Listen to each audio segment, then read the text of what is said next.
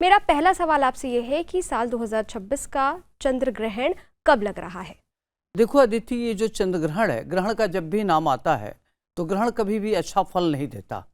ग्रहण जब भी आता है तो हमेशा प्रकृति में कुछ नेगेटिव चीज़ें होती हैं, नेगेटिव बातें होती हैं। इसके पहले हम आपको ये बताना चाहेंगे कि ग्रहण क्यों लगता है। चंद्र ग्रहण तब लगता है जब सूर्य, पृथ्वी और चंद्रमा एक सीध में आ जाते हैं। उस समय पृथ्वी सूर्य और चंद्रमा के बीच आ जाती है और पृथ्वी की छाया चंद्रमा पर पड़ती है, तो चंद्र ग्रहण लगता है। यह घटना केवल पूर्णिमा के दिन संभव होती है, जब चंद्रमा पूरी तरह से पृथ्वी के पीछे स्थित होता है। और अब आइए आपको बताते हैं कि चंद्र ग्रहण कब लगेगा। चंद्र ग्रहण 3 मार्च को, दिन मंगलवार, फाल्गुन मास शुक्ल पक्ष की पूर्णिमा तिथि के दिन लगेगा और यह आंशिक चंद्र ग्रहण लग रहा है।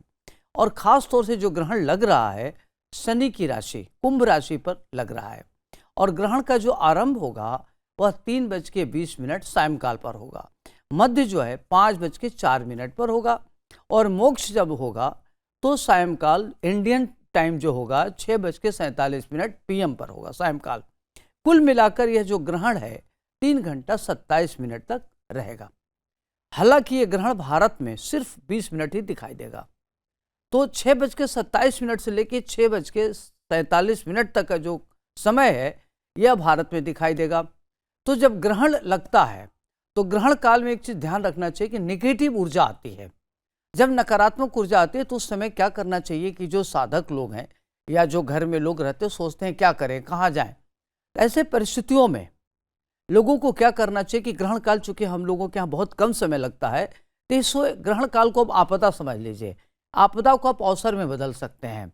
और यह बड़ी महत्वपूर्ण बात यह है कि जब होलिका दहन होगा उसके एक दिन बाद लग रहा है, होली के पहले लग रहा है, यह ग्रहण काल की विशिष्टता और बढ़ सकती है। तो इसमें व्यक्ति को क्या चाहिए कि तंत्र साधना, मंत्र साधना, अपनी ग्रहों को ठीक करना। अगर किसी की कुंडली में मान लीजिए कि ग्रहण योग है, किसी की कुंडली में सूर्य राहु बैठा हुआ है, सूर्य केतु बैठा है, चंद्रमा राहु बैठा है, चंद्रमा केतु बैठा है, ऐसे परिस्थिति में बहुत कम समय मिल रहा है, तो उसमें अपने पितरों को तर्पण करना चाहिए, तिल अर्पित करना चाहिए, ओम कुल देवोभ्यो नमः इस मंत्र का जप करना चाहिए।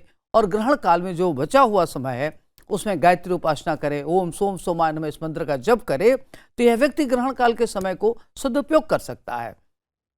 तो ग्रहण काल का आते ही करके अपने समय को आप ठीक कर सकते हैं, अपने ग्रहों की स्थिति को मजबूत कर सकते हैं। जी, तो ये थी चंद्र ग्रहण, होलिका दहन के मुहूर्त और राशियों पर उसके प्रभाव की पूरी जानकारी डॉक्टर अरविंद त्रिपाठी जी के साथ। अगर आपके मन में अब भी कोई सवाल है तो हमें कमेंट करके ज़रूर बताएं।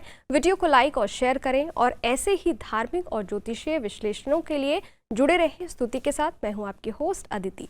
नमस्कार। इस वीडियो में दी गई जानकारी केवल पौराणिक मान्यताओं, धार्मिक विश्वासों और ज्योतिषीय तथ्यों पर आधारित है। स्तुति इनकी पुष्टि नहीं करता। किसी भी उपाय को अपनाने से पहले संबंधित विशेषज्ञ से सलाह जरूर लें।